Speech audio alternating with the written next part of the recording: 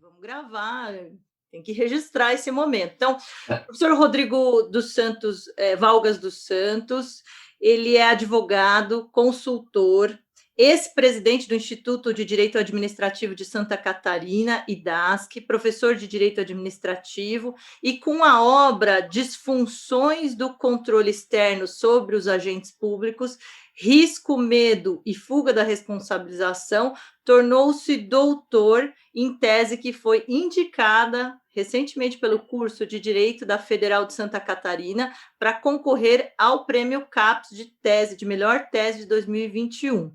O livro foi publicado pelo selo editorial Thomson Reuters, Revista dos Tribunais, com o título, até nós discutíamos isso, né? Eu acompanhava ali, participei da banca do professor Rodrigo Valgas, que já era muito mais conhecido até que eu na área por conta da atuação durante muitos anos.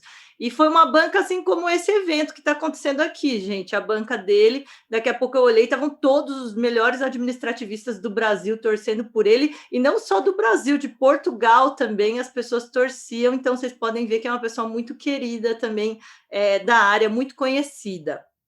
E essa tese dele, que foi um grande sucesso, se transformou na obra Direito Administrativo do Medo. Estou com ela aqui também, que eu recebi, né? E sempre indico, né, no nosso programa, inclusive para professores que já estão lendo e gostando muito, né? As pessoas se apaixonam logo por essa temática, principalmente quem teve alguma experiência na gestão ou que é advogado de gestores públicos que, por vezes, respondem pelos excessos de controle, né, diante desse fenômeno da administração pública do medo. E já foi considerado até um dos livros mais vendidos da Amazon, né? O Valgas, aquele é muito humilde, mas essa é a verdade. A gente já virou um best-seller. Deu certo esse negócio, estava até lembrando para ele quando a gente estava falando do título, claro que não fui eu que dei a dica central, mas a gente estava discutindo essa questão, por exemplo, do Vitor Nunes Leal, né, que tinha coronelismo, inchado e voto, mas que era o subtítulo, era o título do sistema representativo, e ficava muito técnico, né? E aí ele teve que, com o apoio de amigos e o pessoal da área editorial, alterar um pouco o título para que efetivamente aquele tema tivesse fosse permeado não só na comunidade científica, mas também na comunidade de leitores no geral. Então, o Rodrigo Valgas ele também está alcançando um público que se estende para além do público jurídico específico, apesar de ser uma tese muito bem formulada, com problemáticas, com hipóteses, em que ele enfrenta tecnicamente, com toda a leitura de tudo que havia até então, né, em termos de administração pública do medo, as questões das disfunções. O Rodrigo Valgas é graduado pela Federal de Santa Catarina, fez mestrado na Federal do Paraná, com o professor Romeu Felipe Bacelar Filho, que é também uma grande sumidade da área do direito administrativo, e já sempre enfronhado nessa temática. Esse tema dele de mestrado, julgamento das contas anuais dos prefeitos, e durante muito tempo ele desdobrou suas atividades em consultoria e advocacia, então aquilo que ele escreve na obra dele reflete também as agruras, né, dos clientes, das situações que são encontradas nas consultorias ao longo desses anos todos. Então, é uma satisfação, uma grande alegria ter o Rodrigo Valgas aqui, que é um querido, disputadíssimo, agenda disputadíssima, para falar de um tema que todo mundo quer ouvir e que muitos dos meus orientandos aqui estão fazendo a leitura ou já fizeram a leitura da obra Direito Administrativo do Medo. Se ele não viesse, eu ia pedir para alguém fazer a exposição dessa obra, mas como ele veio pessoalmente, é um presente para todos nós. Ele vai falar sobre dois temas, inicialmente sobre a tese e o livro, e depois sobre um tema também que interessa a todos nós, que é o projeto da Lei de Improbidade Administrativa, que tem relação com o medo maior do gestor, que são os excessos no uso da Lei de Improbidade. Então, Rodrigo, fique à vontade, seja muito bem-vindo ao nosso grupo de pesquisa, que nunca esteve com um público tão grande, né? E também um público muito qualificado.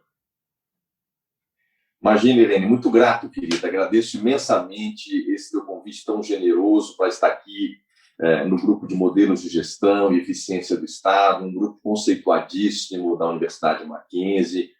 Você sabe que eu não poderia deixar de inicialmente dirigir essas minhas palavras, né, para além de te agradecer, dizer que eu sou um admirador do teu trabalho, né, você sabe muito bem disso, tanto no teu curso, né, no teu direito administrativo, o tema da reforma de Estado, de pesquisas, a LINDB, e a professora Irene, na frente de todo mundo, já lançou um livro sobre a nova lei de licitações e com visual law, né, professora Irene? Ou seja, já utilizando desses recursos todos, e meus cumprimentos ao querido Rafael Babeto também, queridíssimo amigo, esposo de Irene, dizer que é uma honra também, Rafael, estar aqui contigo. Cumprimento todo essas pessoas tão queridas que estão aqui a participar conosco desse debate. Eu espero que seja bem produtivo para vocês. Nós cumprimentos todos na pessoa do professor Clóvis Bueno, né? Agradeço muito a presença do professor aqui também. E para além de todos esses predicados, para além de ser essa jurista excepcional, para além de uma mulher determinada, uma mulher aguerrida, uma mulher que é uma referência no direito administrativo brasileiro, que é a Irene, esse ponto que nós vamos inicialmente expor tem para mim um gosto ainda mais especial, porque, como bem dito por Irene, ela participou da banca de doutorado que gerou esta tese e, consequentemente, esse livro, Direito Administrativo do Medo, e Irene fez observações fantásticas, anotações todas que eu fiz na tese a partir de colocações dela, muito bacanas, discutimos o título da obra posteriormente para o livro. Então, eu sinto que Irene faz parte também de minha história no tocante a esse livro, Irene, né? Especialmente em vários momentos que nós já estivemos juntos, em vários congressos, em vários painéis, mas nesse livro eu considero que você faz parte dessa história também, para minha honra, para minha alegria, dizer que é muito legal estar aqui com vocês todos, né? Dito isso, Irene, como eu estou aqui até para comunicar a vocês uma coisa peculiar, essa é a primeira live sem energia elétrica que eu estou a fazer. Eu tenho uma dessas caixinhas enfim, da Harman Kardon, que tem um banco de bateria. Eu liguei esse banco de bateria no celular, liguei essa luz que é LED aí num negócio de um computador que só está com a bateria dele, e eu espero que dê para ficar bem claro o som, que não nos atrapalhe essa situação, até porque começa a anoitecer por aqui, mas eu creio que vai funcionar bem. Por enquanto está claro, né, Irene? Você está me ouvindo bem, né? Perfeito. E justamente como eu estou com o celular aí, Irene, sendo utilizado para fazer a transmissão, quando faltar aí uns 5 minutos desses 20 minutos iniciais para essa exposição minha sobre o livro, se você não se importar de me dar um alerta, porque eu estou sem outros relógios aqui para fazer esse controle de tempo, esqueci, não quero sair aqui agora para pegar, para não atrapalhar as questões todas aqui da nosso diálogo da tarde de hoje, né? Pois bem, o livro, né? Então, esse livro, eu digo, Irene, né, professor Clóvis, Rafael, né, todos que nos acompanham aqui, ele surgiu de uma necessidade. Que necessidade? Claro, e toda uma necessidade que vem de um olhar, que vem de uma subjetividade que também produz pesquisa, né? Eu creio que a subjetividade, os olhares diferentes sobre um tema, eles também contribuem para a melhor compreensão de um tema. Então, por exemplo, um promotor, ele tem um olhar, salvo exceções, mas um olhar próprio sobre esses temas, né? Da lei de improbidade, sobre a persecução criminal de um modo geral, ou seja, um olhar, digamos assim, um pouco mais duro na aplicação da norma. Isso acaba sendo natural, eu não estou a criticar isso, eu acho que isso é compreensível.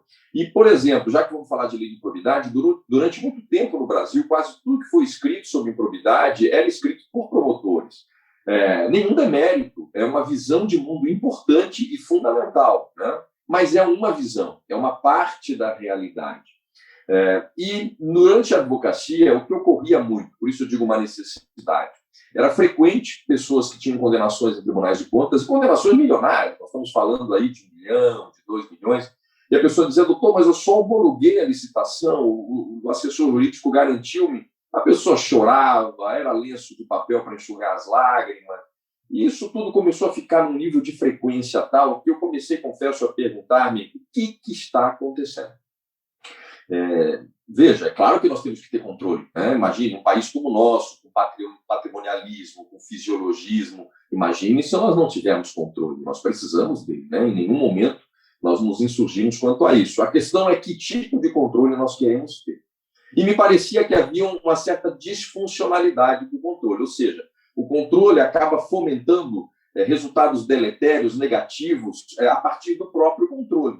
A ideia da paralisia decisória, a ideia do apagão de canetas, isso tudo são fenômenos que nós estamos observando mais recentemente, descrevendo mais recentemente. Irene mesmo já escreveu sobre essa temática toda da paralisia, do apagão das canetas, né?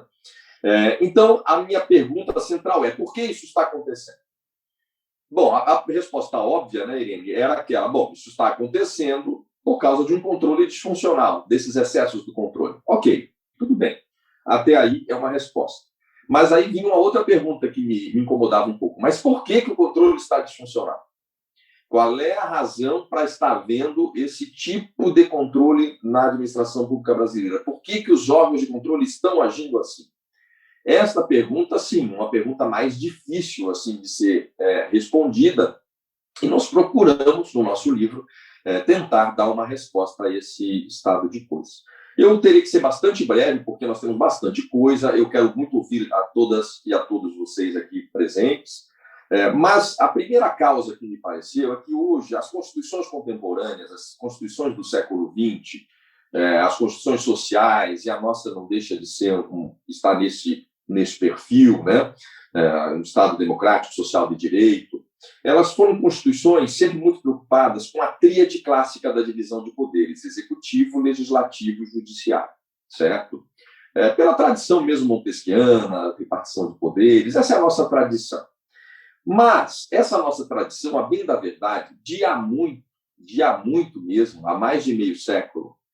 Claro, esse conceito sempre teve em crise. Não vou dizer que esse problema começou agora. A crise já começa no Conselho de Estado, né, professora Irene? Então, essa história de tripartição de poderes e crise é assunto velho. Mas o fato é que nós tivemos uma coisa nova, que é o surgimento daquilo que tem um autor que eu cito no texto chamado Frank Vibert, que ele chama, o título do livro dele é muito sugestivo, The Rise of the Unelected, a Ascensão dos Não Eleitos, né? É um livro em inglês que ele procura trabalhar esse fenômeno, para dizer da insuficiência da tripartição de poderes, mas também do surgimento desses entes que estão meio que numa situação funcional, institucional bastante peculiar, bastante única. Os bancos centrais independentes, as agências reguladoras, enfim, aqui o Ministério Público, no nosso caso brasileiro, os tribunais de contas. Para pegarmos o Ministério Público e o Tribunal de Contas, a bem da verdade, eles estariam até de serem praticamente poderes instituídos. Se nós partirmos da premissa aqui, o que faz um poder ser um poder? Né? A ideia de uma interferência direta no outro poder, a ideia de ter uma autonomia plena, a ideia de ter uma autonomia orçamentária, a ideia de interferência nos atos finalísticos dos demais poderes e de modificar mesmo a decisão de outros poderes. Se nós formos analisar sobre esse ângulo, o Ministério Público, embora não esteja, aspas, dentro da tríade clássica, mas ele se aproxima muito mais da categoria de um poder do que de um órgão constitucional, que é como normalmente nós conceituamos o Ministério Público. Mesma coisa o Tribunal de Contas. Claro que o Tribunal de Contas não era uma novidade, já desde o século XIX no Brasil, né? O Rui Barbosa, que nós temos aí, os tribunais de contas, mas essa feição dada pela Constituição de 88, ela foi muito peculiar, muito própria, deu uma autonomia, uma independência muito grande. Bom, o que ocorre? Esses poderes, que de algum modo são poderes com pesos, mas sem contrapesos, ou esses órgãos constitucionais com pesos, mas sem contrapesos, de algum modo, numa peculiaridade muito grande do nosso país, que tem razões de ordem ideológica, que tem um certo clamor social, se viram mesmo no dever de dar uma resposta a um estado de coisas, que era a corrupção, que nós sabemos no Brasil que desde Jânio Quadros, primeiro presidente antes da ditadura, quanto Collor de Mello, primeiro presidente eleito após a ditadura, todas as bandeiras de ambos foi o Jânio varre, vassourinha, e o Collor caça aos marajás.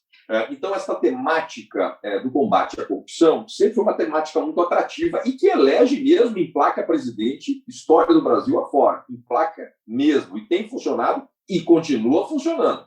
Se nós formos ver hoje as manifestações das pessoas, a preocupação que elas têm com a corrupção, que é uma preocupação legítima, evidente, quem é a favor da corrupção? Ninguém. A questão é combatê-la nos termos da institucionalidade, dentro das instituições, né?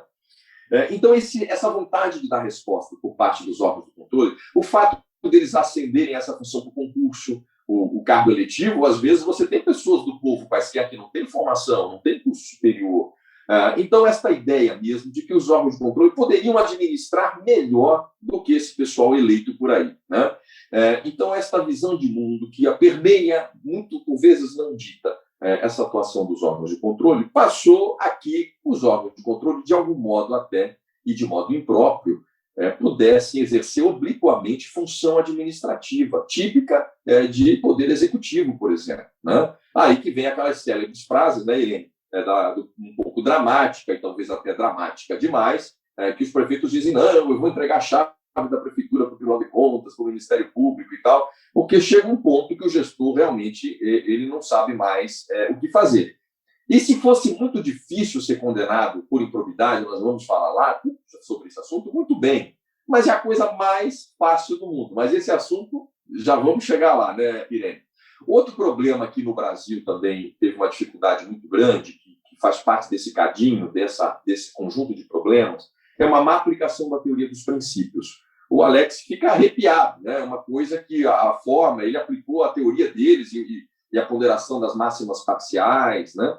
É feita no sentido de conter mais o juiz, de dar mais racionalidade à decisão judicial. Mas aqui no Brasil, de algum modo, essa ideia de um ponderacionismo muito subjetivista deu margem a que se pudesse decidir quase qualquer coisa de qualquer maneira, sobre qualquer coisa, bastando a subjetividade do decisor ter um juízo subjetivo próprio sobre um determinado tema. Por exemplo, o princípio da moralidade, né? Que é o corifeu aí que eu costumo dizer, um princípio sempre muito invocado, especialmente nas ações de improbidade.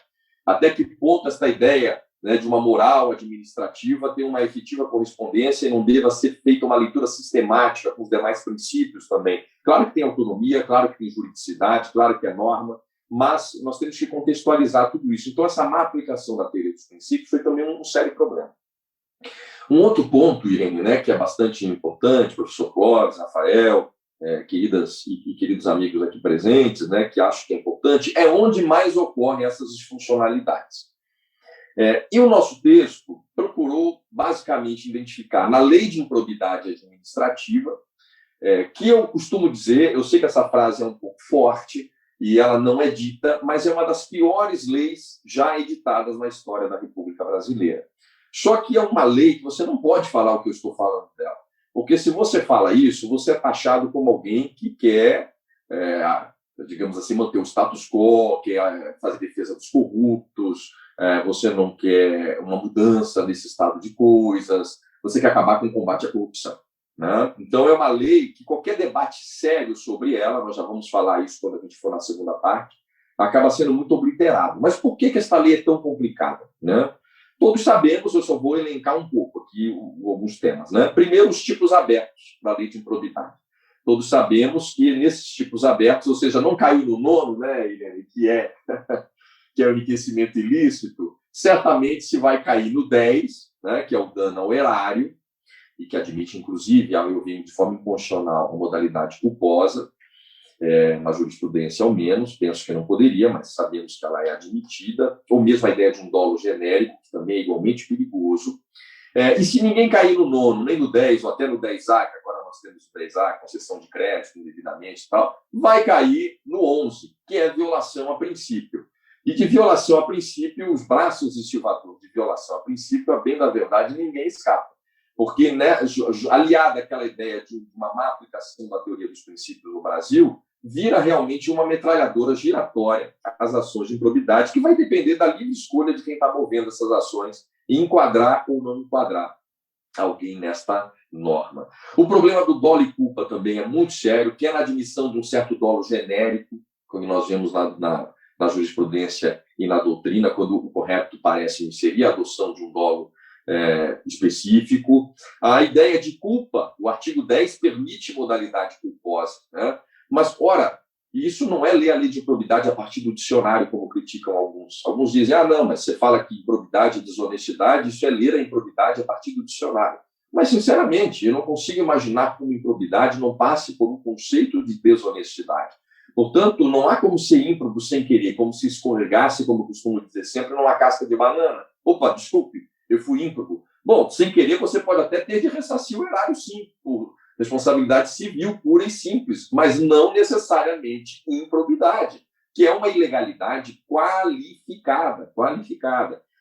E, inclusive, saiu uma pesquisa recente, aí, num artigo publicado pelo professor Carlos Ari, né, Irene, e pelo Ricardo Kanayama, que fez uma pesquisa empírica aí no Tribunal de Justiça de São Paulo e detectou que normalmente se confunde, apesar de se dizer que não, mas quando o Tribunal de Justiça de São Paulo, numa análise qualitativa dessas decisões, ele condena por improbidade, em geral ele está cumprindo um mero descumprimento formal da lei. Ou seja, embora se diga em prosa e verso de que ilegalidade não se confunde com improbidade, na prática não é assim que acontece. Na prática, sim, se confunde.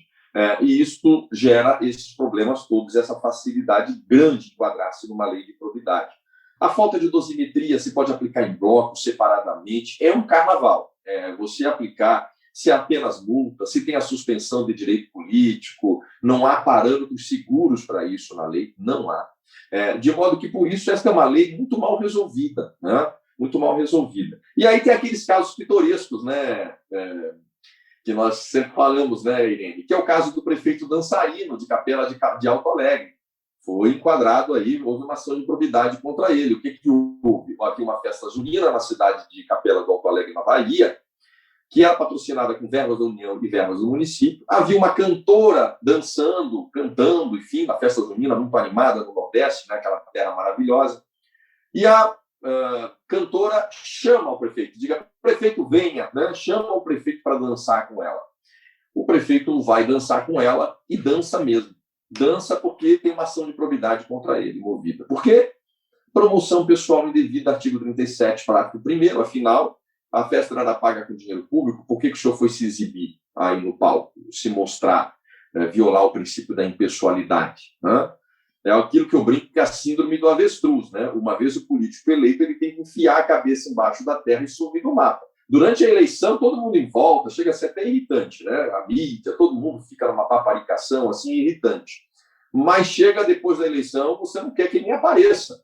Suma do mapa. Nós temos que ter uma relação melhor com a política. Claro que isso não quer dizer que o sujeito possa fazer cartilhas de autopromoção, possa estar gastando dinheiro público na sua autopromoção. Claro que isso não é desejável, mas nós temos que ter uma maior racionalidade. Ou o caso do prefeito com fotos oficiais, né? E colocou as suas fotos lá nas secretarias do município, também foi instado ao Ministério Público para remover. O senhor está pensando que é o quê? Que o senhor é Obama, que o senhor é Clinton, que o senhor aí é o nosso presidente? O senhor é um mero prefeito, tira as suas fotos daí, que o senhor não merece isso.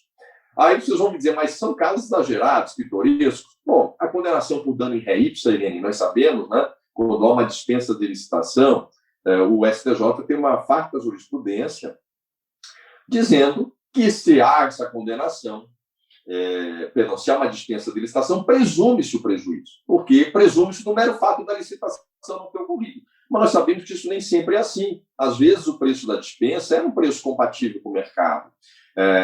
Por vezes não, tudo bem, mas às vezes é.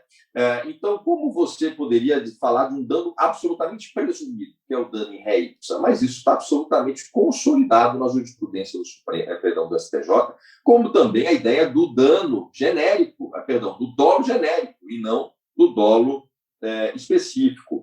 Nós tivemos aí casos de folha de papel timbrado, 14 folhas que houve absolvição, é só o sujeito responder uma ação, veja bem, né? Pelo uso de 14 folhas de papel timbrado, e por aí vai. Nós temos realmente o que mais condena no Brasil. Licitações, é um tema maldito, eu costumo dizer, e homologar ou deflagrar processo licitatório. É um horror. Nunca chegue perto disso, né? Eu digo ao gestor, não se aproxime desse negócio, porque é um horror. Se você botou assim na sua assinatura, e tem uma hipocrisia muito grande nisso, porque o prefeito que homologa a licitação, ele consulta o assessor jurídico, doutor, eu posso assinar? Aí o assessor diz, claro, o senhor pode, mas o senhor tem certeza? Não tenho, nós já analisamos, tá bom. Aí ele assina, e foi, e ele não vai ler. E, aliás, mesmo que ele lesse, mesmo que ele fosse formado em direito, o tema de licitação é um tema complexo, que nós mesmos do direito administrativo temos consenso sobre muitos aspectos. Então, por vezes, não vai ser um gestor que sequer tem formação em direito que vai compreender. mas bastou ele homologar para todos os efeitos, é como se ele tivesse a obrigação de saber. Aliás, esse é um sério problema na gestão pública brasileira. É o fenômeno que eu chamo da onisciência do gestor. Os órgãos de controle partem da premissa que o gestor tem que saber. Aí você vai me dizer, mas tem que saber como? Não, tem que saber. Ele não é gestor, ele não colocou aquelas pessoas naquela função. Então, se aconteceu uma irregularidade lá no almoxarifado, um caso que eu estou defendendo, inclusive agora recentemente, que é bem isso, um caso de um almoxarifado, que foi feita uma licitação de um bem que já tinha lá no almoxarifado, mas se enganaram lá na base e acharam que não tinha licitado novamente. Não, mas o senhor não é o gestor, o senhor tinha que saber que estava sobrando lá no almoxarifado. Mas eu não entro no almoxarifado, não interessa. O senhor deflagrou a licitação, o senhor vai ser responsabilizado. Então, essa ideia de onisciência é bastante complicada.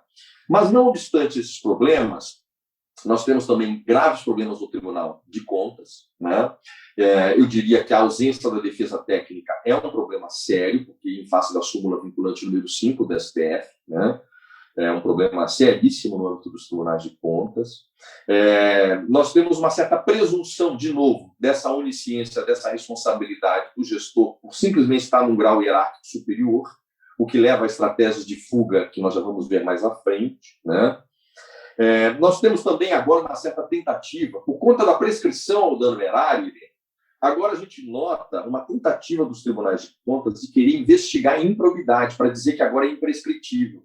Em face dos precedentes do STF, dizendo que é prescritível o dano erário, exceto se for improbidade, né? Se não for improbidade, se for improbidade, não prescreve. Então, agora os acordos dos tribunais de contas estão procurando, e não tem a menor competência o Tribunal de Contas para fazer isso, estão procurando aferir improbidade, sem ouvir testemunhas, sem prova pericial, sem o due process adequado.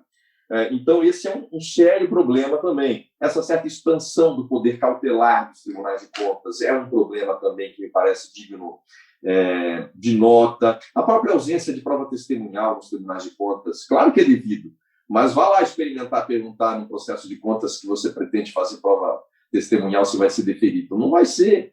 E é uma coisa curiosa, porque agora, né, Irene, você que é uma expert do tema, o artigo 28 da LINDB, com a ideia de dolo ou erro grosseiro, equivalente aí à culpa grave, ele demandaria, por vezes, a prova testemunhal no processo de contas para ver se poderia responsabilizar o agente público por uma decisão técnica, né? Ou seja, não é apenas uma análise de uma questão documental, especialmente a partir do 28 da LINDB.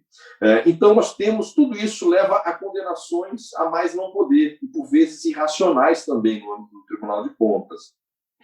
E, para fechar esse ponto, a justiça eleitoral, que eu brinco que é a soma de todos os medos, né? Se nós temos o direito administrativo do medo, se vocês atuam no direito eleitoral, vocês vão ficar em pânico. Não é mais nem direito administrativo do medo, é uma outra categoria, é do terror, né? Por quê? Porque, e a culpa disso aqui, a bem da verdade, não é da justiça eleitoral. Não é querer criticar a justiça eleitoral. A culpa disso é do legislador brasileiro, com a aprovação do pior diploma da história da República Brasileira, mas que é outro que não se pode falar mal nesse país, que é a Lei Ficha Limpa, né? É um show de horrores essa lei. É simplesmente um show de horrores. O objetivo dela é extirpar, é fazer praticamente, eu sei que a expressão é um pouco forte, mas eu acho que nesse ambiente mais light, né, Irene, que não é uma tese de doutorado, posso usá-lo, é quase que promover uma eugenia na política. Ou seja, quem já exerceu o cargo público, doravante, de regra, não poderá ficar elegível. Por quê? E com graves problemas. E uma norma que, digo eu, é absolutamente inconvencional. Não é inconstitucional, até porque o Supremo declarou a constitucionalidade da Lei Ficha Limpa e apelando aos 2 milhões de assinaturas, como os 2 milhões de assinaturas fosse um selo contra qualquer inconstitucionalidade. Mas nós somos signatários da Convenção Americana de Direitos Humanos, o Brasil mas quase como todos os tratados e convenções que o Brasil é signatário, fica para inglês ver, né? E acontece que o artigo 23 da Convenção diz que a inelegibilidade ele só decorrerá, artigo 8, acho que é 8, de processo crime, O 23.8, tem que olhar, agora já fugiu, da Convenção. Ora, a maioria das hipóteses de elegibilidade da Lei Ficha Limpa não é condenação em processo crime, é condenação em processo administrativo, civil, de improbidade, no Tribunal de Contas. Então, vejam as loucuras que a lei proporciona. O sujeito que não paga a anuidade da OAB não pode ser eleito, inelegível por 8 anos. Como? Sim, porque se você é excluído de classe, está lá escrito na lei ficha limpa, a exclusão de órgão de classe é inelegível. E quem não paga anuidade está excluído. Bom, um absurdo. Por que o senhor resistiu? Não sei. Vamos ver um outro exemplo. Demissão do serviço público. Você vai me dizer, bom, uma demissão, né? Poxa, coisa grave. Como assim coisa grave? E a inassiduidade permanente por 30 dias, por exemplo? O sujeito que está inascido deu uma crise existencial, em princípio, salvo um atestado, alguma coisa que prove essa crise e que justifique isso, ele será demitido, em princípio. Está inelegível. O que isso tem a ver com estar a ficha limpa ou não? Não tem nada a ver, mas está lá previsto. E muitos processos disciplinares cá entre nós, às vezes, tem um mote, tem um móvel político. Então, às vezes, o sujeito sai dessa, é demitido e quer entrar na política para também ter uma contribuição à política. E essa perseguição anterior que ele sofre, não estou dizendo que é regra, mas nós sabemos, quem trabalha com o processo disciplinar sabe muito bem, que por vezes existe isso sim, acaba deixando ele inelegível, nem na política ele pode entrar. E por aí vai. Essa questão mas e o ato, olha só, a famosa linha G, que é a que mais gera inelegibilidade no Brasil. Artigo 1º, inciso 1, a linha G da Lei Complementar 64/90, que diz lá que é irregularidade insanável por ato doloso de improbidade. Aí vocês vão dizer, poxa, mas irregularidade insanável por ato doloso de improbidade é uma coisa muito séria.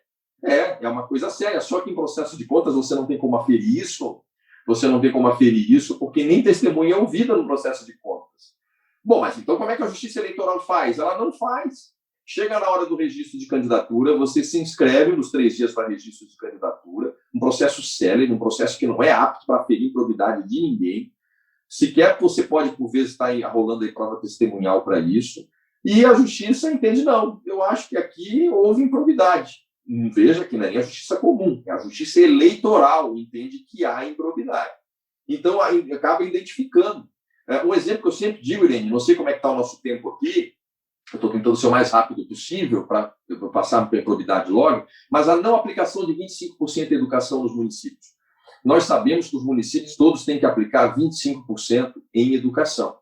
Bom, mas então por que não aplica? Porque quem faz esse controle é o contador com o Tribunal de Contas, gente.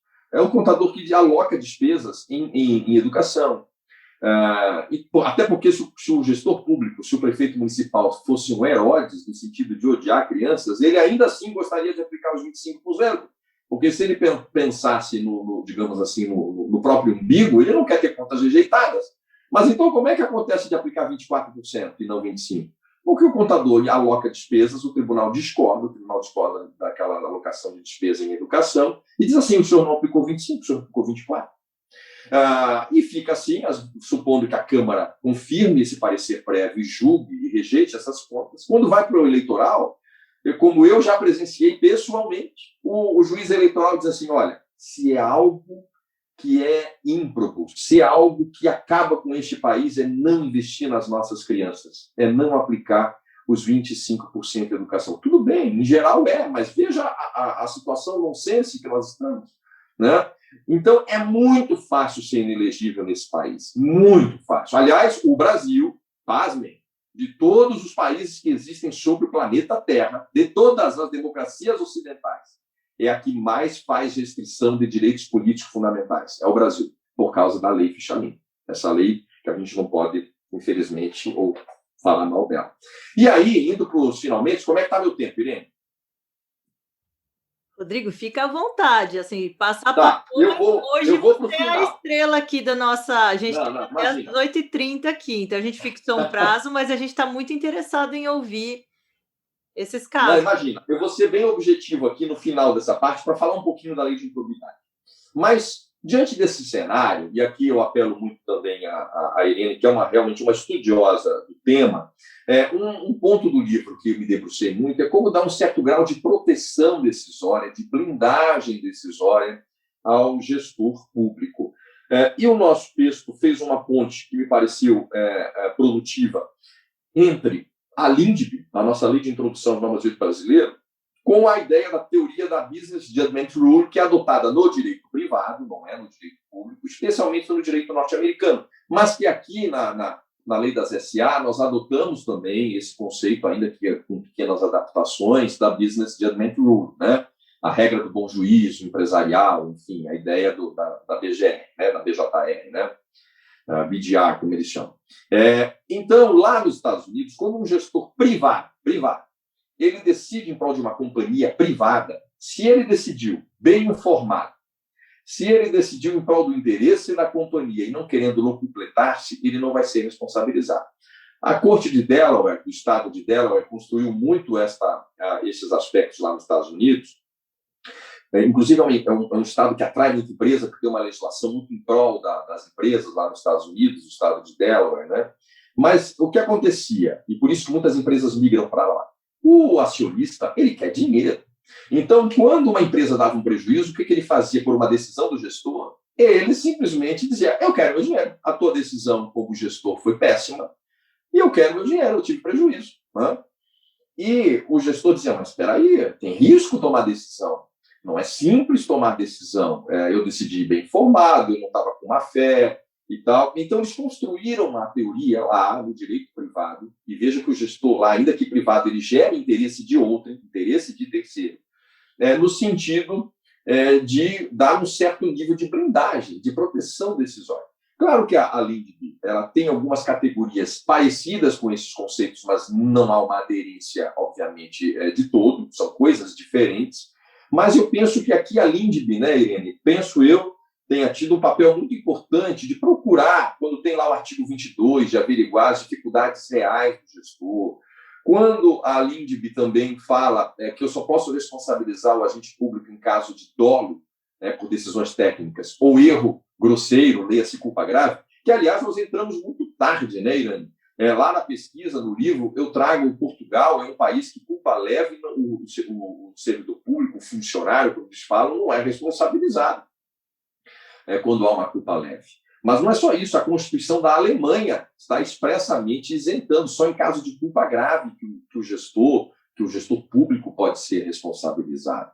O Uruguai também é outro país, a Costa Rica, a França, enfim, nós entramos muito tarde no Brasil com esta, digamos assim, mínimo grau de proteção decisória ao gestor em querer admitir uma culpa pelo menos grave para ele ser responsabilizado. E vejam que injustiça, porque o gestor todo dia ele tem que tomar decisões cruciais em prol do interesse de terceiros, né? E se sabe, por vezes, a minha luz aqui, Irene, eu acho que ela acabou. Eu vou tentar fazer uma adaptação com uma outra bateria. Essa é uma outra luz de lanterna, Irene. Vamos ver aqui. Você veja que essa live está pitoresca, né? O pessoal já está pedindo para disponibilizar depois no YouTube, viu, Rodrigo? De tanto que o povo está gostando aqui da tua live, mesmo no escuro aí, você está iluminando a gente com essas... Que legal. Eu botei uma luzinha de lanterna, é luz para pescar agora. Imagina daqui eu estou apelando já para poder fazer a live.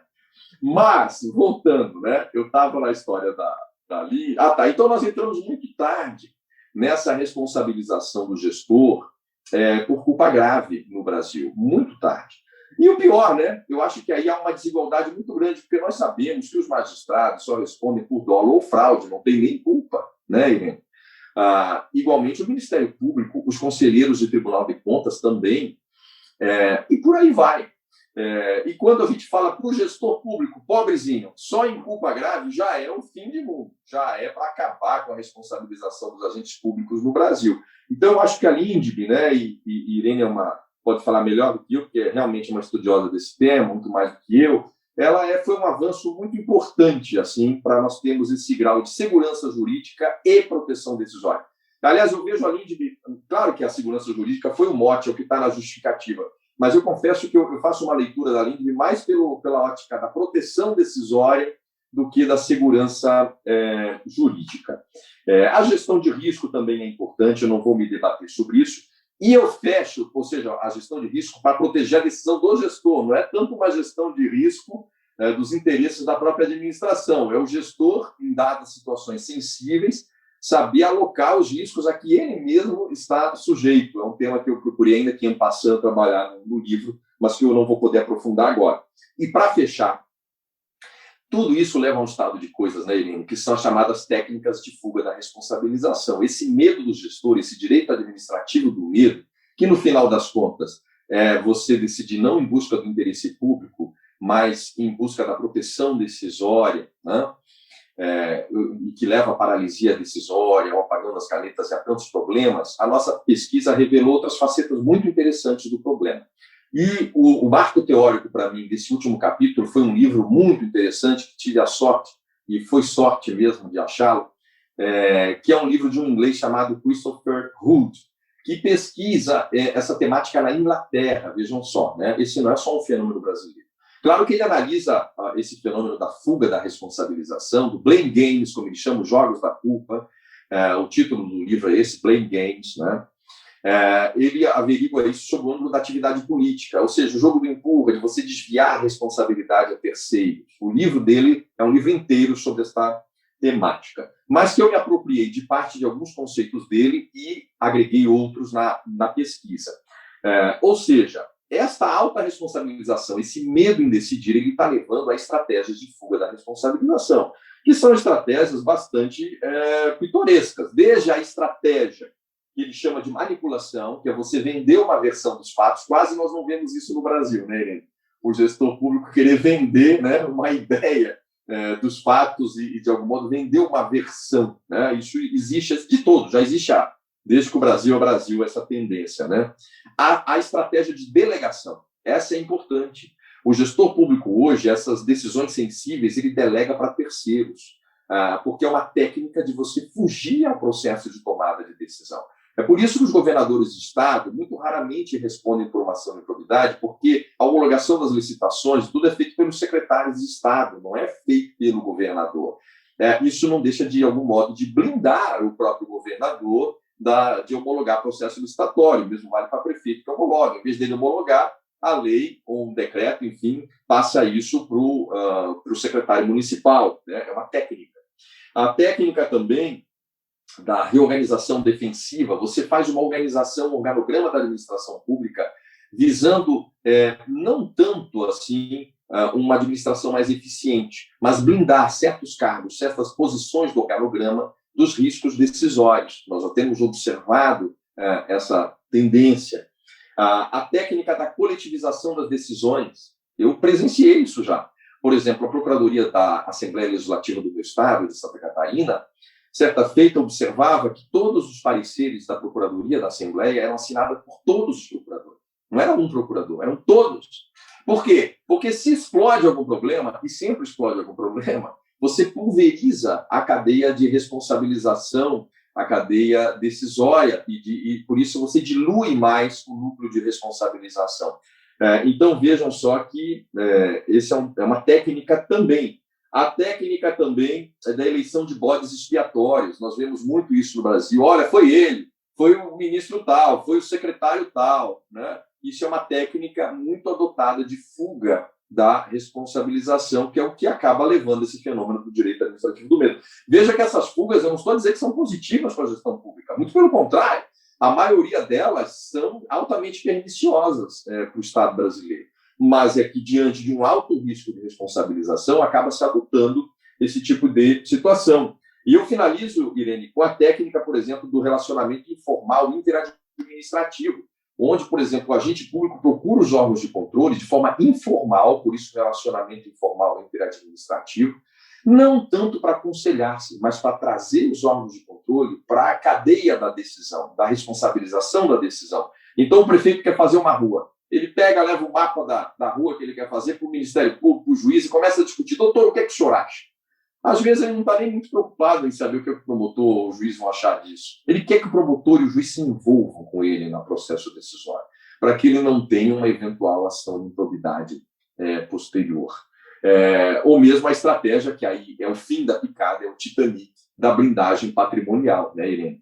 Nós chegamos a um ponto hoje que o gestor público, quando entra na vida pública, ele está se livrando de todo o patrimônio, porque a indisponibilidade de bens a partir da lei de improbidade será tremenda. Será tremenda. É quase impossível a minha pesquisa, né? A Irene conhece bem a pesquisa por participar da banca, revelou que no estado de Santa Catarina, que foi onde eu pesquisei, nós temos uma média aí de 2 ações de improbidade por ano, se fôssemos dividir uniformemente por prefeito. São 300 municípios de Santa Catarina, é um estado pequeno, mas com muitos municípios. Então, veja, ou seja, nós temos uma média de 4, 6 ações por mandato eletivo. ou nós temos um ranking macabro de ímprobos no Brasil, ou está havendo um certo excesso no manejo destas ações, hipótese pela qual nos inclinamos. Eu penso que seriam essas as considerações, Irene, no tocante ao tema, né? E aí eu fico aqui para você me conduzir como você achar melhor, se quer debater algo agora, se a gente já parte para a lei de probidade, rapidamente atentar alguns pontos. Eu estou a teu dispor que você aconselhar. Rodrigo, nossa, obrigada pela tua exposição. A gente tem ainda mais um tema, e depois a gente abre também para o pessoal que está perguntando, aproveitando aí que sua bateria está durando e o seu compromisso de estar conosco, mesmo tendo acabado a luz e improvisando, mas de certa forma com a tua capacidade de oratória e o teu trabalho aqui, o pessoal quer que coloque no YouTube depois, a gente vai ver contigo a autorização para veicular. Autorizado, já está autorizado. Está realmente muito interessante, né? Muito interessante. O pessoal fez perguntas aqui, mas vamos aproveitar da tua bateria aí e torcer para durar até o término aqui, que a gente está muito interessado. A sua tese é realmente espetacular, eu venho recomendando ela para leitura, e assim a gente percebe que os gestores também estão colocando embaixo do braço, os prefeitos, o Brasil todo, com esse olhar, né, em relação a quem exerce a advocacia, e percebe também as disfunções existentes, né? Não é uma pessoa que quer que haja ausência de controle, mas sim que o controle seja calibrado pelos preceitos do direito sancionatório, diante da perspectiva da alteridade, que é o primado da realidade. Às vezes o prefeito faz isso de conversar logo com o Ministério Público, já tentando se blindar, a única forma desesperada que ele faz, ou trazer uma consulta do Tribunal de Contas, pelo menos para evitar futuramente a vir a responder, né? Inclusive, uma coisa que chamou atenção no teu prefácio ali, em que houve aquela frase do Marçal Justem, né, com base no trabalho, que improbidade já não é mais se vai acontecer ou não, mas quando vai acontecer, né, diante dos excessos que existem em relação, às vezes, por arrastamento, uma série de pessoas que não tiveram nada a ver com aquela decisão em particular e que têm os bens bloqueados e que ficam anos ali respondendo injustamente. Se houvesse efetivamente um esforço maior em relação à motivação, em relação à formação de uma culpabilidade, certamente que essas injustiças não iriam afastar os bons gestores da gestão pública. Então, hoje, muitas pessoas têm que ser temerárias para assumir cargos de gestão pública diante do risco e da responsabilidade que recai sobre o servidor. O que você comentou é muito injusto. A gente vê a reforma administrativa tentando criar um princípio da responsabilidade, quando, no fundo, o servidor está sujeito a uma série de responsabilidades que recaem sem bis em idem sobre ele. Não teria que ampliar a responsabilização, teriam que calibrar e equilibrar essa responsabilidade diante da gravidade dos fatos cometidos. Então, esse ponto aí da comunidade científica, ele tem que ser trazido à realidade também, para o aprimoramento. E aí vamos a essa outra etapa que você tão gentilmente nos deu a oportunidade de ouvir o seu relato, a sua percepção em relação a esse projeto de lei que tenta aprimorar a lei de improbidade administrativa para evitar esses tipos abertos, para evitar essa principiologia vaga, às vezes até muito, nem por conta da própria lei, às vezes os próprios tribunais, e isso eu percebi muito quando do debate que eu participei da jornada de direito administrativo no âmbito do Conselho da Justiça Federal, nossa, é uma briga, porque existe um punitivismo mesmo, excessivo até, né, que chama a atenção em relação a essa questão, pessoas que assumem o risco, mesmo de uma injustiça, mas se tiver condenação, é o que seria mais adequado. E a gente entende que não, que de forma alguma, que a gente tem que ter um juízo bem estruturado em relação à questão para que não haja injustiças, né, em relação à gestão pública, em relação ao combate excessivo e exagerado da corrupção. A gente é favorável ao combate da corrupção, mas dentro de preceitos do Estado de Direito, né, básicos do Estado de Direito, e a LINDB, ela não tem sido bem absorvida totalmente pelos tribunais superiores, não, ainda vai ser um debate a ser travado. A gente viu até no STF aquela medida provisória 966 em relação à Covid, os ministros falaram, não sei se a regressiva poderia ser restringida assim para erro grosseiro. E aí você fala, nossa, mas nas carreiras deles, na carreira do judiciário, de tantas carreiras existe essa restrição, e para o servidor as pessoas não querem fazer essa restrição, né? Então, realmente, o que você falou é muito pertinente, é um debate que está se iniciando, e a gente gostaria de te ouvir em relação a esse projeto que eu estava comentando com o Rodrigo aqui antes de hoje mesmo a gente conversou, né? É o ano do direito administrativo, né, gente? Porque a gente já teve a lei de licitações que surgiu, a 14.133. Nós estamos com uma reforma administrativa em trâmite, que espero que não passe, né? Porque eu, particularmente, sou muito contra esse conteúdo da PEC. Acho que não haveria necessidade de fazer reforma por meio de PEC, até porque existem mecanismos que foram positivados na emenda 19 e que ainda não foram regulamentados, e agora ainda temos em trâmite um projeto que tem ampla legitimidade, porque houve muitos debates, que é o projeto necessário de alteração e calibramento da lei de improbidade. O Rodrigo estava me comentando ali que ele acha que é um projeto bem equilibrado, né? Vendo assim de forma imparcial, realmente, e a gente gostaria de te ouvir, as suas percepções em relação a esse projeto, e parece que é um projeto que tem muita chance de surgir, de transformar a lei de improbidade, sim, né? E aí os administrativistas não vão nem conseguir assistir série de Netflix, vão ficar só vendo a legislação nova na quarentena, então passa mais rápido, né, Rodrigo? Verdade, querida, verdade. Eu espero, viu, Irene, que a minha bateria que ela resista. Mas se eu sumir do mapa, é porque eu sumi mesmo, viu, Irene? É porque a bateria foi, aí você prossegue aí com o teu fantástico grupo, né? É pena, porque eu quero tanto participar dos debates. Mas tomara que ela dure. Por enquanto está firme, que por enquanto vamos levando. Mas, enfim, esse projeto de lei, Irene, que é o PL 10887, que tramita na Câmara, né? A autoria é do deputado Roberto Lucena e a relatoria do deputado Carlos Zaratini, né? No geral, claro, como todo projeto de lei, dá algumas impressões, né? Nada é perfeito, né? É muito difícil legislar, não é fácil legislar. Às vezes você quer dizer alguma coisa no texto, né? No enunciado da norma, mas você, por vezes, não há que se confundir texto normativo com norma jurídica. Mas mesmo o texto é difícil, às vezes. Você tem muitas opções, pode ser interpretado de várias maneiras, pode dar aso a... Não é fácil redigir uma lei, não é mole. Então, é claro que críticas sempre são legítimas e haverá em qualquer lei, né? Que o diga a lei de licitações, né, Irene? Você lançou o livro agora, que é um sucesso de vendas, e que realmente enfrenta bem essa dificuldade de algumas coisas que a norma poderia ter equacionado um pouco melhor, outras equacionou e por aí vai. Mas no projeto de lei, no 10887, né, da relatoria do Carlos Zaratini, a ideia é deixar improbidade para atos exclusivamente dolosos, essa é a ideia, acabar, portanto, com aquela ideia do artigo 10, que admitia, não o 10 permanece, mas não modalidade culposa, tem que ser dolo, né? Depois, um certo escalonamento de sanções, a lei teve uma preocupação maior com o escalonamento de sanções, nós já vamos ver alguns positivos. Depois, uma previsão, segundo a lei, de uma legitimidade exclusiva do Ministério Público para mover a ação de improbidade. Esse é um ponto muito interessante, que eu já vou trazer uma experiência curiosa sobre isso, até que ponto pode ser bom ou pode ser ruim. É um ponto que tem várias visões, afinal, essa legitimidade privativa do MP.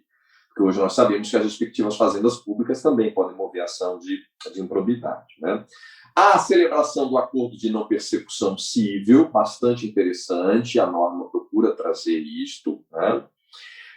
Regras também com relação à prescrição, enfim, a norma procurou dar uma atualizada, procurou, sim, trazer alguma jurisprudência do STJ na matéria, mas eu anotaria aqui, eu estou aqui com realmente uma versão impressa, ainda bem que eu imprimi, Irene, senão não teria nem computador aqui para ler, mas no artigo 2º, já parágrafo 1º, se exige o dolo específico.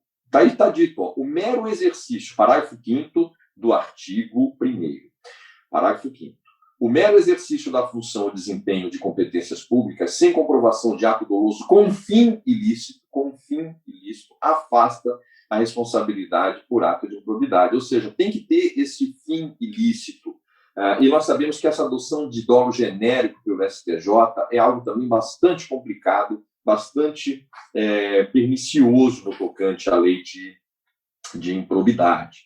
Também houve um ajuste do projeto de lei, porque antes até as multas estavam passando por sucessores, agora eles limitaram.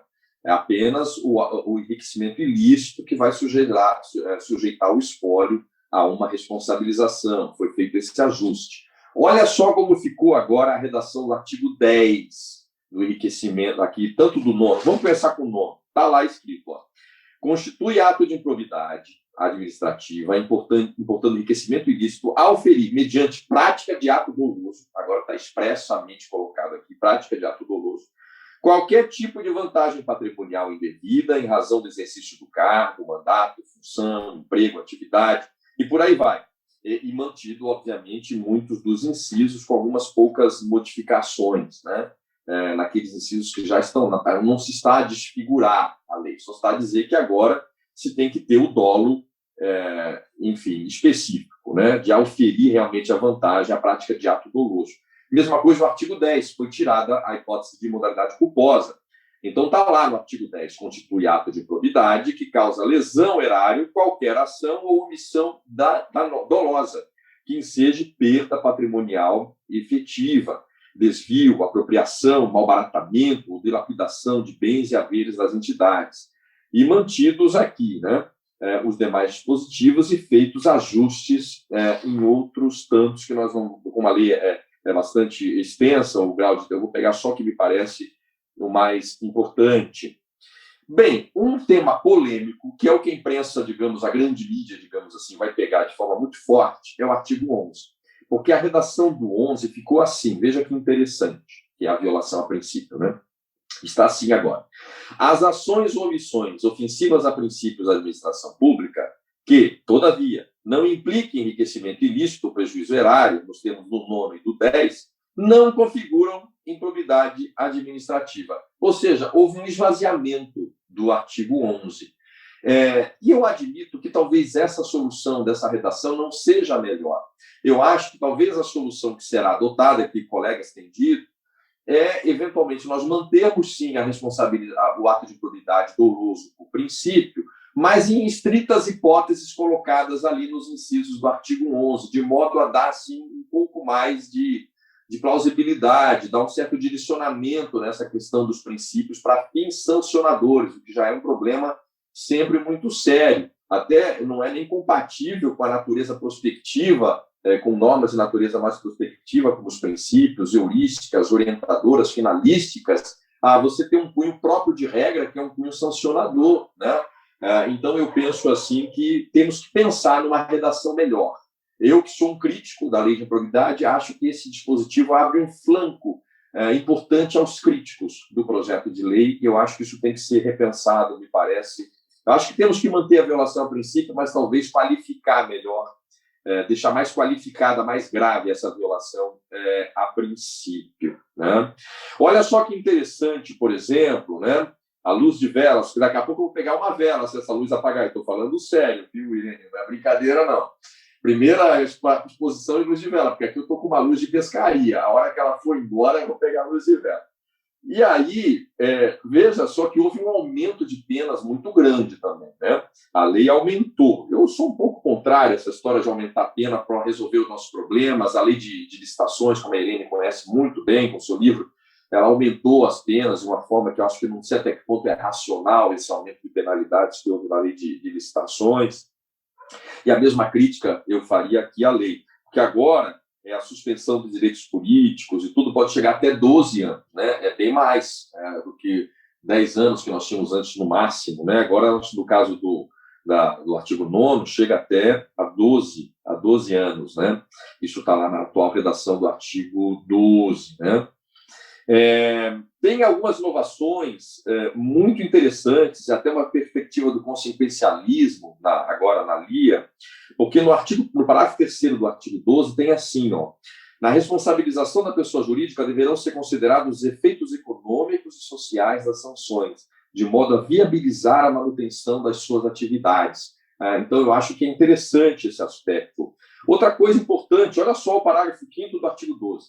Em se tratando de atos de menor ofensa a bens jurídicos tutelados, a sanção se limitará à aplicação de multa, sem prejuízo do ressarcimento ao erário. Ou seja, por que tem que suspender direito político toda hora? Eu acho que uma situação mais leve, menos grave, se paga a multa, se indeniza o prejuízo, mas daí a pensar outras sanções da lei de improbidade, não haveria porquê em colocar essa discricionariedade. Então, eu vejo com bons olhos, quando, obviamente, estivermos...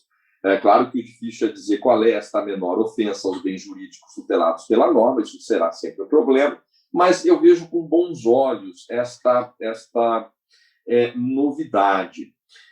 Veja só um ponto, eu vou indo para o final aqui, Irene, que me parece muito interessante, que está no artigo 16, parágrafo 4º, que diz assim, havendo mais de um réu na ação, mais de um réu, é frequente ter mais de um réu, a somatória dos valores declarados indisponíveis não poderá superar o montante indicado na inicial, como dano erário ou como enriquecimento ilícito. Porque, na prática, o que acontecia?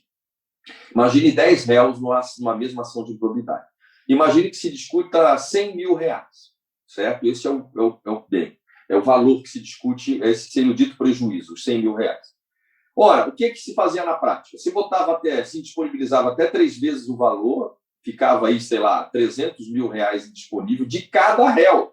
Ou seja, para discutir um dano de 100 mil, você disponibilizava um patrimônio somado de 3 milhões de reais. Isso era bastante irracional. Então, me parece que o projeto procurou fazer uma correção importante, me parece, nesse ponto. E que eu sou particularmente assim bastante defensor. Manteve-se a defesa preliminar, porque não esqueçamos que, por culpa do próprio STJ, a verdade seja dita, o STJ, em reiteradas jurisprudências, tem dito que a ausência da defesa preliminar não gera prejuízo, o que é um absurdo, cá entre nós, mas é o que o STJ tem dito, é óbvio que há prejuízo. Mas, por conta disso, nunca se deu muita bola no Brasil para a defesa preliminar em ação de improbidade. Mas um projeto resolveu manter, até porque é uma oportunidade grande na defesa preliminar você evitar a pecha de responder a uma ação de improbidade, né? Claro que o acordo de não persecução civil, esse vai revolucionar a lei de improbidade, já está revolucionando, porque muitas coisas agora poderão ser objeto de acordo de não persecução civil. Eu acho que a lei de improbidade, ela, independentemente desse projeto de lei, só na previsão dos acordos, ela já está passando por uma revolução que eu acho positiva. Mas esse projeto, me parece, ele trouxe algumas soluções interessantes, como também no artigo 12, parágrafo 11, a suspensão, né, do prazo de contestação por 10 dias para que haja uma solução consensual, adotando várias coisas que, em outras áreas do direito, nós já temos visto. Olha só que coisa interessante. Isso aqui vocês não imaginam como isso é importante. Como isso é importante. Parece que não é. Parece uma coisa bobinha na lei. Mas é uma das coisas mais importantes que está aqui. Depois da contestação, o que faz o juiz? Está lá no artigo 12, parágrafo 12. Artigo 12, parágrafo 12, inciso 1. O juiz, depois de oferecida a contestação, procederá ao julgamento conforme o estado do processo, levando em conta eventual manifesta inexistência de ato de improbidade. Ou seja, eu só posso julgar conforme manifestado do processo, fazer um julgamento antecipado, se for pela inexistência do ato de improbidade. Porque se não for, eu não posso julgar antecipadamente a dúvida, eu tenho que instruir. E o que acontecia no Brasil, gente? Eu falo isso porque eu atuo diuturnamente com ações de improbidade. A gente quase fica chorando já na defesa preliminar, dizendo: excelência, é muito importante a produção de prova testemunhal. Na defesa preliminar, já. Tem que ouvir o fulano, tem que ouvir o cicrano, já na contestação, pelo menos, se não na preliminar, porque o que os juízes costumam fazer? Dizendo que a matéria alta é apenas documental, fazem um julgamento antecipado, sem oitiva de testemunha alguma, e o sujeito já leva a pecha de ímprobo, que é muito, mas muito difícil de ser revertida nos tribunais de justiça. Não é algo assim tão simples, né? Até o que é difícil mesmo de ser revertido é a indisponibilidade de bens, é saber o impossível quando você agrava. Tanto que é um perigo você agravar, estrategicamente, Irene, é um perigo você agravar da decisão de indisponibilidade de bens ou de recebimento mesmo da ação de improbidade. Porque aí, diante da dúvida que o tribunal tem se houve ou não improbidade, já que está nessa fase ainda muito preliminar, ele diz assim: não, parece que há indícios, e não sei, ou seja, Aí já manda um recado para o magistrado quando ele for julgar na sentença, de que tem alguma coisa mesmo ali, olha, conforme o tribunal já asseverou, você acaba antecipando, às vezes, no agravo, algo que, às vezes, é um pouco imprudente. Então, tem que ter muita cautela também no que agravar. Veja só um outro dispositivo que parece tolinho, mas ele é de uma importância, que está no artigo 12, parágrafo 19. Olha só isso aqui, isso é chocante. É chocante que precisa uma lei dizer isso. Ao réu será assegurado o direito de ser interrogado sobre os fatos de que trata a ação, sendo a sua recusa ou silêncio não implicará em confissão. O que eu quero dizer? Por ação de probidade, muitos defenderam que tem uma natureza tipicamente civil, eu penso que é uma natureza híbrida, uma série de questões interessantes sobre a lei de probidade, ela se aproxima dos arquétipos do direito penal em alguns aspectos, né? Como nos processos civis o réu não é ouvido, não raro os juízes não queriam ouvir o réu, que é o ímprobo, que é o acusado de improbidade. Moral da história, você tem a versão de uma testemunha que diz que houve improbidade e a outra pessoa envolvida, que é o réu, não fala nada, porque como ele é parte, ele não é ouvido. Veja, é uma violação assim absolutamente flagrante ao artigo 8º da Convenção Americana de Direitos Humanos, que diz que você tem direito de ser ouvido no processo. Então, a lei teve uma preocupação consoante, numa absoluta adesão à Convenção Americana de Direitos Humanos, de dizer que o réu, numa ação de probidade, ele deve ser ouvido, porque não era, pasmem, não era. Quando era, o juiz fazia assim por uma liberalidade, mas muitas vezes o juiz não admitia a oitiva do réu, acreditem, mas acreditem se quiser um absurdo desse.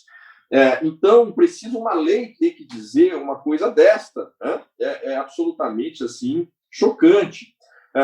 É claro que a lei é bastante longa, Irene. Nós temos aqui inovações muito importantes no acordo de não persecução civil, né?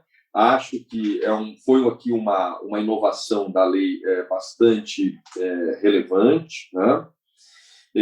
E que, creio, isso já está lá no artigo 17b, eu estava procurando aqui na minha anotação, que diz que, o artigo 17b, que diz que o Ministério Público poderá, conforme a circunstância do caso concreto, celebrar acordo de não persecução civil, desde que, ao menos, né, advenham ao menos os seguintes resultados. 1, integral ressarcimento do dano. 2, reversão à pessoa jurídica da vantagem devida. 3, pagamento de multa. E aí vai os outros quesitos para a celebração do acordo, fala da advocacia pública que pode celebrar também o acordo de não persecução civil. Então, me parece assim, por exemplo, uma coisa que eu não gostei da lei é que ela fala em sucumbência. Eu, particularmente, está lá escrito no artigo 23A, parágrafo 2º do projeto de lei 10.887. Haverá condenações de honorários sucumbenciais. A ideia aqui era restringir um pouco uma atuação desmedida do Ministério Público. Mas eu sou desfavorável a isso. Eu acho que esse tipo de ação, como nos processos crime, você não pode ter sucumbência. Eu acho que isso você pode mercantilizar um pouco, porque por hora estão querendo limitar o Ministério Público à legitimidade. Mas vai que se abra. Vai que se abra, inclusive, até, basta a lei querer dizer, que os cidadãos moverem ação de improbidade. Acho que não chegaria a esse ponto, mas, sei lá, nunca se sabe. Nós podemos ter até uma mercantilização, como tem as famosas ações Pritan, no direito anglo-saxão, especialmente nos Estados Unidos, né? Então, assim, eu sou contrário a essa ideia da sucumbência aí na lei de improbidade. E aí você vai me dizer, mas a lei foi pensada só para o Ministério Público fazer ação de improbidade? Foi. Isso é bom ou é ruim? Olha, depende. Eu vou dizer que eu tenho uma experiência um pouco traumática com essa coisa do próprio órgão, do próprio ente mover ação de improbidade, que foi um caso que nós defendemos um governador de estado e que ele já tinha deixado de ser governador e o governador que era subsequente, eleito, posterior a ele, que era um inimigo político dele, chegou a montar na Procuradoria do Estado quase que uma central de mover ações de improbidade contra o antecessor. Ou seja, as ações de improbidade eram movidas, um monte de ações de improbidade pelo Estado, mas com uma finalidade de dar um peso político ao gestor anterior.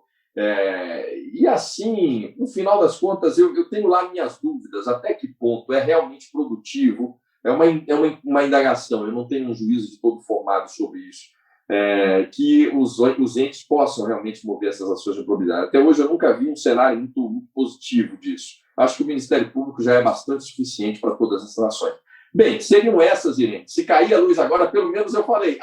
Parabéns, Rodrigo. A pena que eu não Obrigada pela tua simpatia, pelo teu esforço, pelo teu brilhantismo e pela forma didática, no escuro, expondo para todos nós, sem o computador, e com essa habilidade, com essa perícia, né, de quem atua todo dia com improbidade, há anos ali, tenho que contar para nós. Né? Eu tenho algumas perguntas aqui que eu vou ler, que é do público. Se cair, tudo bem. Aí depois eu te encaminho ali, depois você me traz. Eu já quero agradecer a todos que estão aqui. Hoje a gente teve uma participação muito qualificada e também grande. Agradecer a participação, o interesse de todos. Está todo mundo pedindo para colocar no YouTube de tanto que gostou.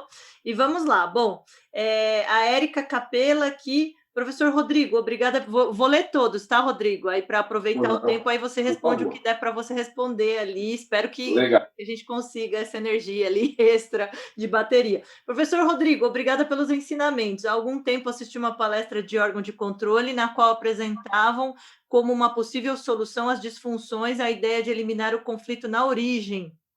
Por exemplo, por meio de debates consultivos antes da formulação das políticas públicas, consultas do gestor ao controlador antes de decidir, como ocorreria na Corte de Contas francesa. O senhor vê com bons olhos esta ideia de consultas prévias e de uma construção harmônica das políticas, ou, na verdade, seria uma invasão de competências? Vou ler várias, tá, Rodrigo? Ali. Vai lá. O Jefferson Castro, essa é da Érica. O Jefferson Castro de Almeida... ele pergunta, caso haja um parecer vinculante e o gestor público siga esse entendimento que posteriormente possa ser contestado e julgado irregular, a responsabilidade do chefe do executivo pode ser atenuada de alguma forma diante desse parecer? Agora o Ed Carlos. O maior problema não seria a conformação que o Tribunal de Contas da União vem dando em suas decisões às disposições da LINDB? Cito como exemplo o Acórdão 2391 de 2018 do plenário, em que o ministro Benjamin Zimler asseverou que as alterações promovidas na Lei de Introdução às Normas do Direito Brasileiro pela Lei 13.655, em especial a inclusão do artigo 28, não provocaram modificação nos requisitos necessários para a responsabilidade financeira por débito. Essa do Ed Carlos. E, por fim, aqui temos um agradecimento também da Roberta, falou que é servidora, está gostando bastante do debate. Roberta, a gente fica muito contente aqui com a sua interação, o seu feedback. O Jefferson Castro de Almeida. Professor Rodrigo, a tese com repercussão geral no STF, em 17 de 4 de 2020, prevê ser prescritível a pretensão de ressarcimento horário fundada em decisão de Tribunal de Contas, a exceção ao ressarcimento decorrente de ato de improbidade administrativo. Se culposo, prescreve, se doloso, imprescritível. Podemos afirmar que são duas caixas diferentes? A improbidade é no bojo de um processo judicial, aqui se fala em dolo ou culpa, já nos tribunais de contas é decisão administrativa, não há dolo ou culpa a ser analisados? É prescritível e ponto? Está correto esse entendimento? Então, essas perguntas aqui que eu consegui juntar para você, Rodrigo. Maravilha, nossa, perguntas maravilhosas que demandariam outra live, né, Irene? Perguntas fantásticas. Vamos ver. Vou tentar, assim, muito objetivamente, tentar responder, até porque eu fico com receio aqui das minhas baterias. Mas se eu subir aqui, Irene, falando sério mesmo, não é gozação, não. Você fica debatendo com o pessoal aí e eu trago umas velas. Aí só me resta as velas, porque aí a luz de pescaria foi. E aí eu boto duas velinhas aqui, ó, literalmente a gente prossegue. Né? Não se preocupe se ficar escuro, porque enquanto eu estou com o celular, dá de fazer a live. Então, a pergunta da Érica, né? Se seria possível eliminar o conflito na origem, conforme ela assistiu na palestra, a questão de uma consulta prévia. Sem dúvida, Érica.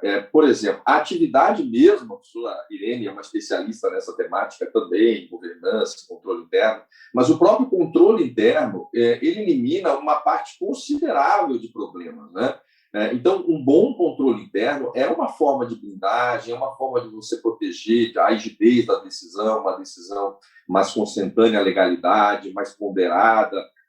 E a própria ideia mesmo de consultas aos tribunais de contas, eu acho que essa atividade pedagógica, um chama competência pedagógica, função pedagógica das cortes de contas, eu acho que ela tem que ser mais exercida. Eu acho que nós precisamos, inclusive, trazer mais do Tribunal de Contas as respostas, né?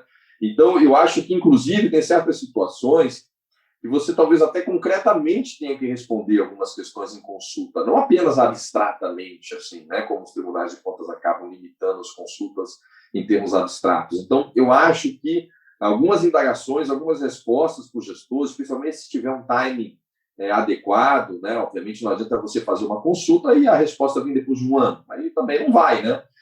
Mas eu acho que tanto nas consultas como num bom controle interno, numa boa gestão de risco, enfim, eu acho que numa matriz de risco adequada, nós temos hoje como sim minimizar muitos dos problemas que o gestor tem. O problema é que nós temos Brasis, né? Não é Brasil, são Brasis, nós temos muitas realidades. Para você ter uma ideia, tem municípios no Brasil que não tem contador. Então, assim, é claro que eu peguei uma situação extrema, mas acontece. Então, nós temos, assim, hoje, é muito difícil assim, generalizar por 5.570 municípios, né, um planejamento em termos ideais, mas nós temos que começar por algum lugar, né? Então, eu sou favorável, nós temos que botar estas metas, mas ao mesmo tempo que a gente coloca metas e cobra estas metas, mas também nós temos que ter uma certa percepção de realidade, né? Então, me parece sim possível, Érica, né? E desejável. Com relação a parecer vinculante, foi a pergunta do Jefferson, né?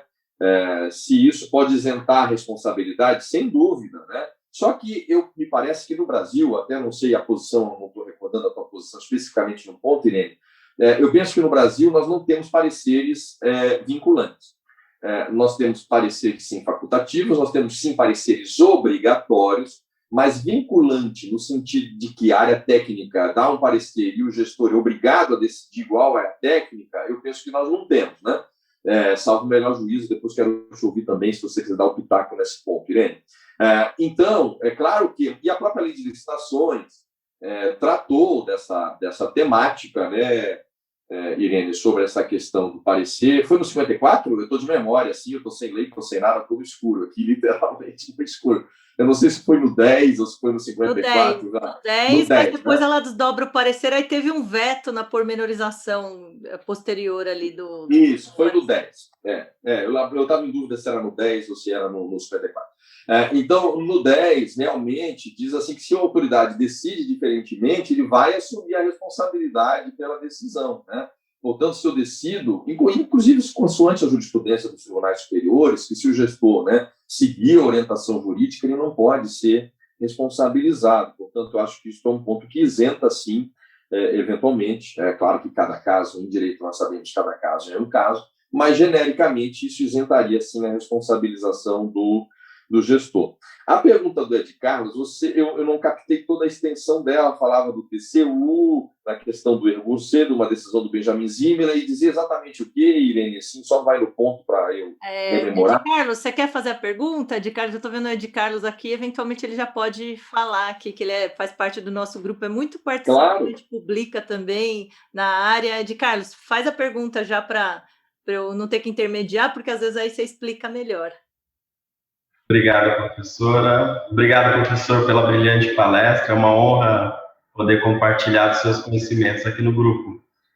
Na verdade, eu fiz uma questão quando o professor estava falando sobre a questão dos aspectos da LINDB, se o maior problema que a gente vem enfrentando não seria essa conformação que o TCU vem dando a essas inovações da LINDB. E aí eu citei um exemplo do Acórdão 2391 de 2018, em que ele praticamente afastou a LINDB quando eu estiver diante de uma apuração por responsabilidade, dano ao erário. Então, qual a minha opinião? Sim, perfeito, Ed Carlos, muito bem colocado. A relação do TCU com a LINDB é uma relação que eu sempre digo, sempre muito tumultuada, desde a sua gênese. Sempre houve uma resistência muito grande. Eu tenho queridos amigos no TCU, né? Tanto o ministro Benjamin, que é um sujeito da mais alta qualificação, o Marcelo também é um procurador, é um sujeito muito, muito qualificado, todos muito qualificados. Aliás, tribunais de contas, de modo geral, não só da União, mas dos estados, nós temos um corpo de servidores muito preparado.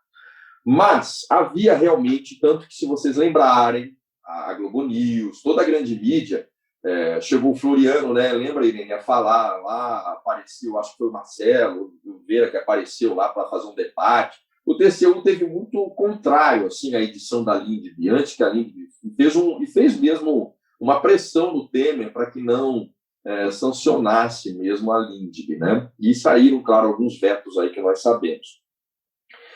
Então, a relação do TCU com a Lindbe, ela nunca foi lá muito feliz.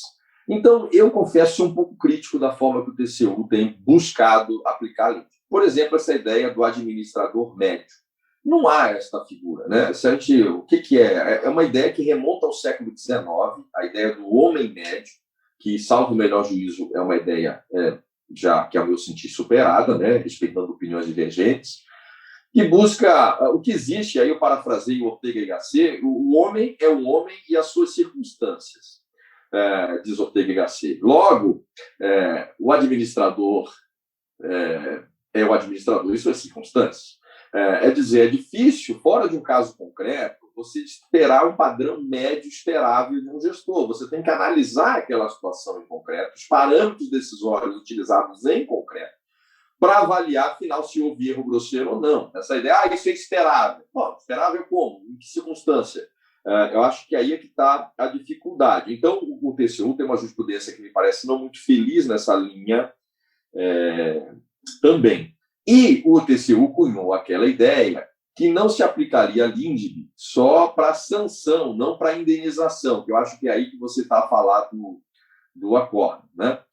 O que é um equívoco também. Me parece que não há como nós aplicarmos parcialmente a Lindbe por isso, ou seja, para fins de sanção, eu aplico a Lindbe, mas para fins de uma ação de regresso, onde houve o erro, não houve erro, aí não, aí é puro parágrafo, como se o parágrafo 6º do artigo 37 da Constituição pudesse ter solvido. O parágrafo 6º, que é o grande debate aí da Lindbe, do 28, né, Irene? Um debate que vai acontecer ainda no STF, como a Irene acompanha muito bem isso. Eu assisti com a Irene aquela sessão inteira de julgamento do Supremo, e ali a gente vê que a coisa não vai ser simples, a discussão da Lindbe no plenário do Supremo. Passou naquela primeira análise do Barroso com a MP 966, mas agora, quando isso chegar às ADIs para serem julgadas, eu não sei o que o Supremo vai fazer. É muito preocupante algumas posições que eu escutei naquele dia, né? Mas não me parece que o 37, parágrafo 6º, quando falou em culpa, ele quis precisar que grau de culpa. Eu acho que a lei infraconstitucional pode fazê-lo. Eu não vejo um antagonismo à Constituição. Mas o Supremo pode enxergar esse antagonismo. Enfim, o direito é isso, né? Tem essa plasticidade. Então, eu discordo dessa distinção que o TCU faz de sanção e de indenização para aplicar ou não a lei.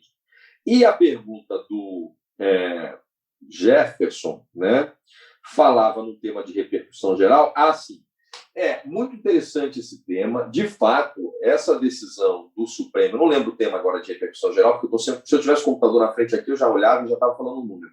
Mas como eu estou sem nada, só de memória, só lembrando, de fato, houve uma repercussão geral julgada recentemente, em que o Supremo declarou que é prescritível a execução das decisões dos tribunais de contas. Quem lê o tema tem a impressão que é só sobre a execução de um título já existente do Tribunal de Contas. E aí que tem 5 anos para executar. Quem lê assim o tema de repercussão geral se ilude, achando que é só sobre isso que diz respeito a essa decisão do STF. Não é.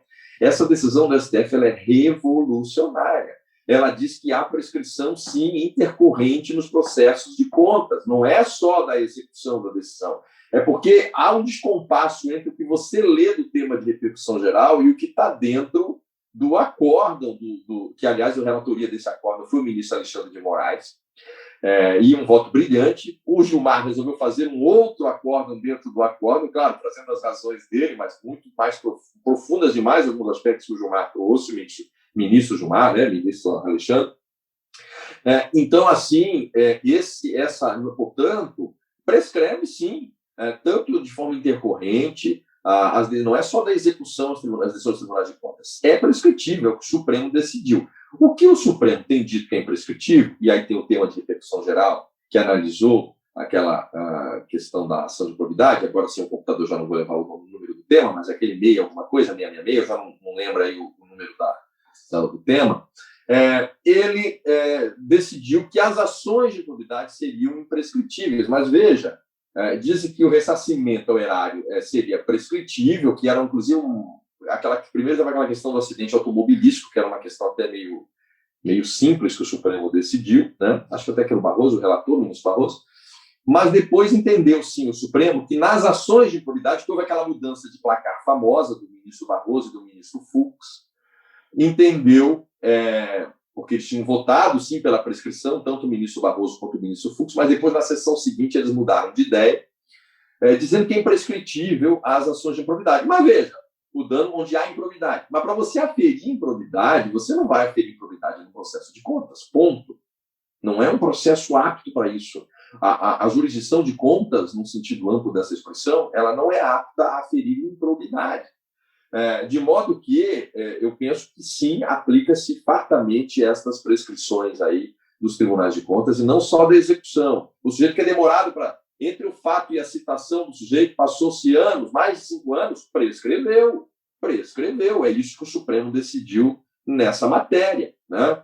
Então, esse é um ponto assim, muito, muito rico, muito interessante. Eu acho que eram essas as perguntas, né, Irene, por hora. A luz está ajudando a gente aqui ainda. Muito obrigada. Assim, a gente tem mais perguntas, mas a gente já ultrapassou o limite e a bateria durou. Então, só para finalizar, quero passar as últimas considerações para você e fazer aqui o merchan dessa obra, Direito Administrativo do Medo, que eu tenho um carinho muito especial por ela, viu? Porque ela vem numa toada que era necessária mesmo, contra essa restrição excessiva da discricionariedade no panprincipiologismo, já dentro da vertente da LINDB, em relação à ponderação, à proporcionalidade, e combater as disfunções do controle para que o gestor tenha liberdade para tomar a sua decisão dentro da margem de discricionariedade que o ordenamento permite. E parabéns pela inovação do tema também, trazer essas obras que você leu no exterior, isso aí pode ser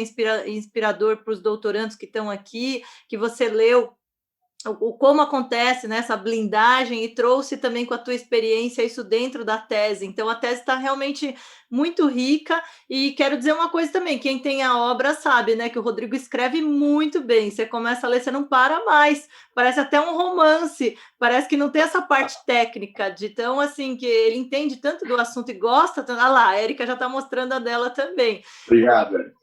As suas últimas considerações aqui, e aí a gente finaliza já agradecendo a todos. Peço perdão aqui, eu não pude abrir a palavra, mas eu fiz o Rafa me ajudou na TI, já imprimiu aqui para mim as questões, às vezes o pessoal colocou depois, mas foi uma honra tê-lo aqui, Rodrigo, aí as palavras, suas últimas palavras aí em relação a tua participação aqui, né, em relação a esse tema tão rico. A gente está na torcida aí pela tua tese também, que é brilhante.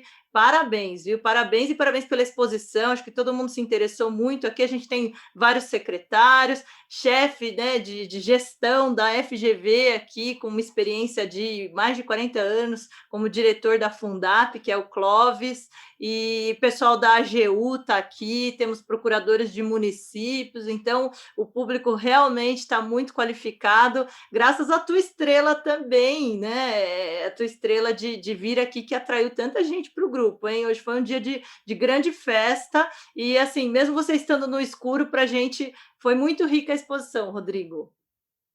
Obrigado, querida. Minhas palavras derradeiras aqui são de agradecimento, né? Agradecimento a você, Irene, que é uma referência do direito administrativo brasileiro, todos sabemos disso, né? Você é uma potência, uma máquina mesmo, no melhor sentido dessa expressão, uma máquina com coração, né, Irene? O seu coração é um coração grande, né? Então, agradecer esse teu convite tão generoso para estar aqui nesse teu grupo de pesquisa tão qualificado, né? Agradecer ao Rafael, ao professor Clóvis aqui também presentes, a todos vocês que enriqueceram muito com essas perguntas e com a presença mesmo, dizer que é um privilégio poder estar num grupo tão qualificado de pesquisas aqui como esse de Irene, trocando ideias com todos vocês, e dizer que é isso, né? Acho que o direito é uma coisa estimulante, são desafios, nós nunca acho que tivemos, faz tempo, né? Acho que o direito administrativo faz tempo que não está diante de tantos desafios, né? E tantas novidades, a nova lei de licitações, a reforma administrativa, que é um pacotaço aí significativo, com consequências seríssimas, e que eu sou muito difícil ver alguém que fale bem realmente dessa reforma, desde alguém numa visão mais neoliberal, alguém mais estatizante, aí, enfim, é muito crítico da reforma que aí está. Nós podemos ter essa nova LIA ainda brevemente, o que vai, então, revolucionar ainda mais os desafios. Então, não falta emoções, né, no nosso direito público, não falta emoções no direito administrativo, e dizer que foi uma honra, tenho certeza disso, uma honra muito grande estar aqui com vocês hoje para essa troca de ideias. Obrigada, meus queridos. Olha o Jesus aqui iluminando a gente, o Jesus sempre com a presença abençoando o nosso grupo aqui, falando que a lanterna com fundo escuro representa a tese do professor em meio à posição atual da impunidade. A gente está na torcida, não pela reforma, mas pela nova LIA, quiçá a gente tenha uma lei muito melhor, né, para sair, tirar do tempo das trevas aí a questão da improbidade, e realmente a improbidade recai sobre os ímprobos. Então, muito obrigada a todos, pessoal. Obrigada, Rodrigo, e a gente se encontra aí. Foi uma honra tê-lo aqui no grupo. Tchau, tchau, gente. Obrigada a todos. Obrigado. Tchau, tchau. Obrigado. Abraço.